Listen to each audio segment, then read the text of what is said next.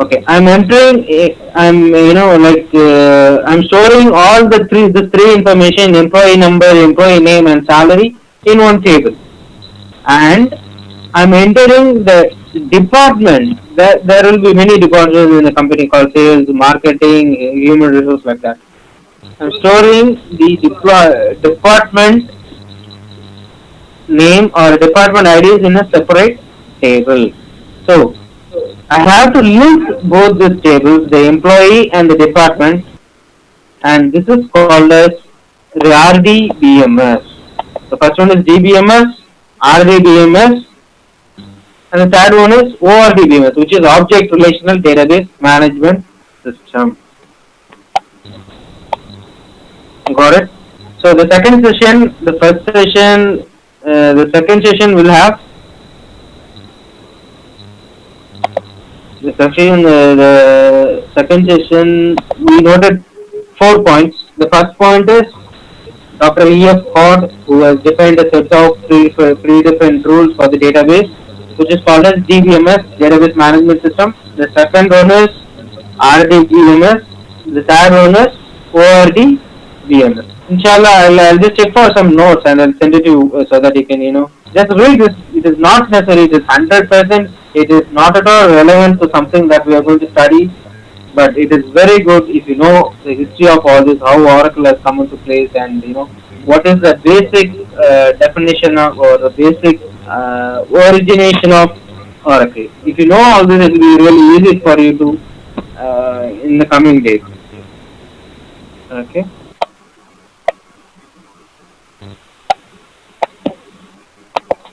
Any doubts till now?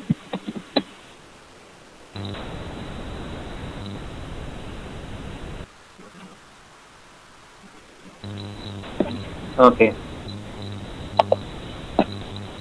Great. Okay. So now I'm going to tell you exactly what are the things, what are the topics that we are going to cover. So totally, the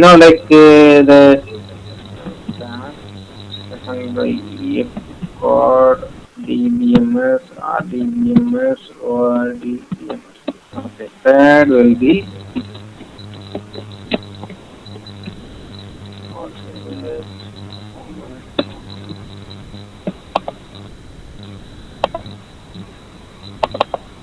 okay. That's it. Okay. So now I'm just going to cover you the hello. Okay, I'm going to cover you the topics or the modules or the syllabus of this particular upcoming course. Okay, the first one that we'll be covering is SQL and PL. Okay, now I'll give you an example. Okay, how to understand this SQL and PLSQL. Okay. Now the data, as I told you earlier, I'm storing the employee information in the database.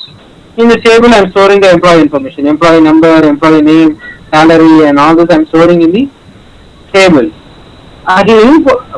What is the use of storing this data in the table? I need to take or retrieve the data from the table. I need to retrieve this data from the table such that I can use this information in the application.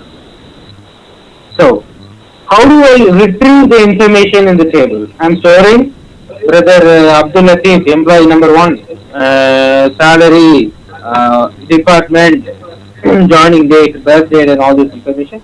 I'm storing in the database. But unless and until I retrieve this information in the database and show it in the application, this will not be useful. So what I'm going to do is, there is something called as SQL, which is Structured Query Language. It is a set of language by which we can retrieve the data from the database, we can get the data from the database, we can modify the data, and we can play around with the data as per our convenience and as per our requirement, we can modify the data and all this. So this is called as SQL. Okay. Structured query language. Now, structured query language.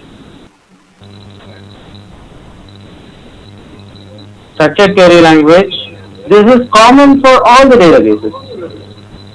Structured querying language is common for all the databases. Let's say, and the previous, as I told you, the competitors of Oracle. Who are they? SQL Server, MS Access, Cache, Firebird, MySQL, PostgreSQL, and all this. Everyone can use this particular language called SQL, Structured Query Language. So Oracle is also using SQL. Got it? So at this point, you should be able to know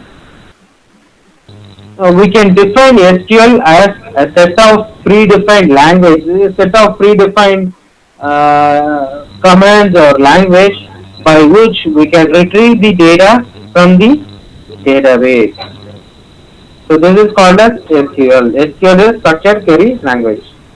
I'm just, I'm focusing more on this point because these are all basics. If you are, if you are familiar and if you are strong in basics, the upcoming, sessions will be, inshallah, it will be very easy for you. So, I urge you to, to focus more on this particular session or that session. From all the above two sessions is for information, but the real thing starts from the that session. So at this point, you should be able to know SQL. Okay. Next is PLSQL, which is procedural language and structured query language. What is the difference between these two, SQL and PLSQL? SQL is a universal language. Any database can use SQL. Whereas PLSQL is only an Oracle compliant. Only Oracle has developed the code, and only Oracle can use this particular language or set of code or whatever it is. Got it? So at this point, I think that you know about SQL and PLSQL. If you don't understand, please you can stop me anytime you like. I don't mind saying it again, but this is very important. You should know the basics in order to make sure that the upcoming sessions will be easy for you. So make sure that you are familiar with this particular session or this particular definition at least, SQL and PLSQL. I'm telling it again. SQL is structured query language, which is common for all the databases, including Oracle. Where PLSQL is Oracle compliant and it is developed and will be used only by Oracle and not by and it cannot be used by any other database vendor. Okay. The second topic is architecture and administration. Architecture and administration. Okay. Yes, sister Raju has asked that there is one difference between, is there only one difference between SQL and PLSQL? No, it is not like that. At this point, I can able to tell you only one difference. There are so many differences between SQL and PLSQL. Okay, but at this point, since you are not familiar with SQL and PLSQL, I cannot tell you much differences between SQL and PLSQL. At this point, I can tell you that there is only difference, which is SQL is only it is common for all the databases, whereas PLSQL, yes, we can modify. Whereas PLSQL is for all the databases. Okay. The second topic, the second module will be architecture and administration.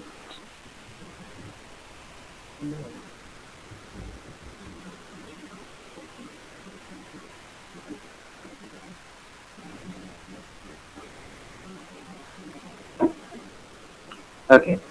Architecture and administration.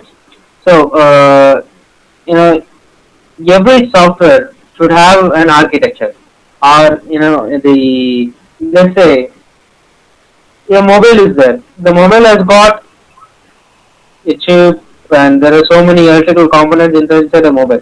The same way, there are so many components inside the database itself. The memory structures, the physical structures.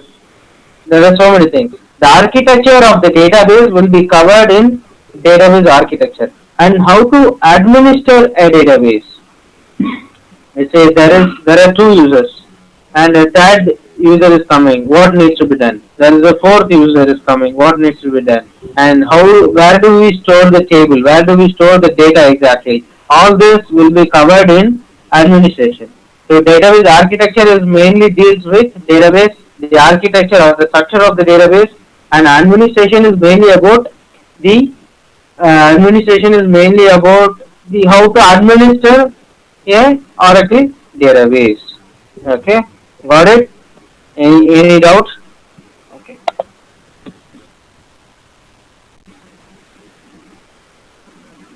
The third one is backup and recovery.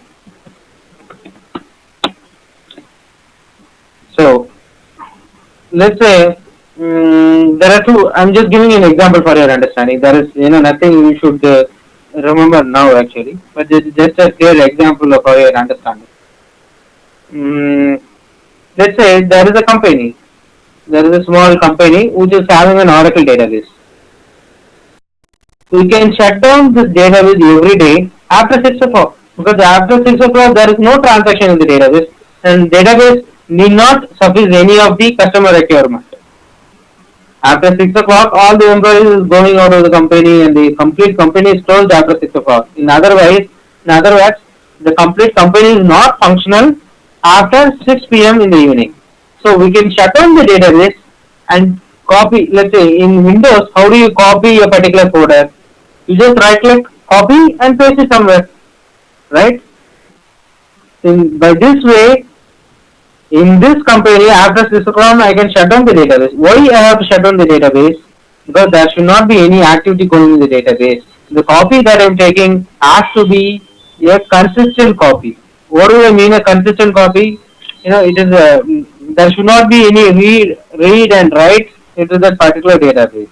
So after 6 o'clock, I can shut down the database. I can take a physical copy, right click the database folder, copy, and put it somewhere. So this is a backup. So in the same scenario, what you will do to a database which is running 24/7. Let's say the database of KFH, Kuwait Finance House, or Allah or the National Bank of Kuwait. The database. Do you think that we can shut down the database every night to take the backup? No, no way we can do it, because this database has to run 24/7, because there will be users who will be doing transactions in the night, and there will be users who will be fetching money out of the database through ATM machines and all this.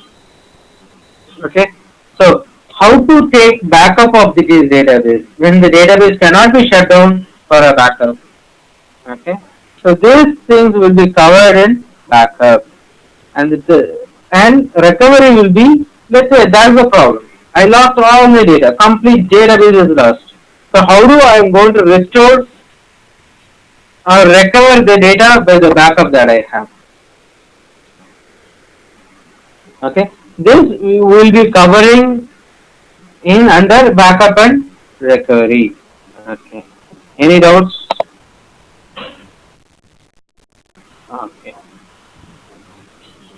sisters and brothers, there is only one small request that I need from your side. When I'm asking no doubt, just put just put a small entry in the chat saying that no doubt, unless I'm making sure that you are there actually.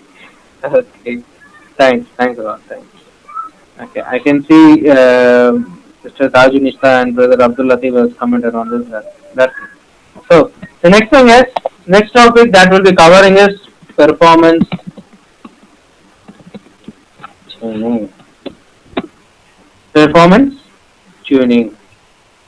Okay. Okay. Why do I have to tune the database? Let's say today I created the database for a bank, and the first day I started with 10 users, and the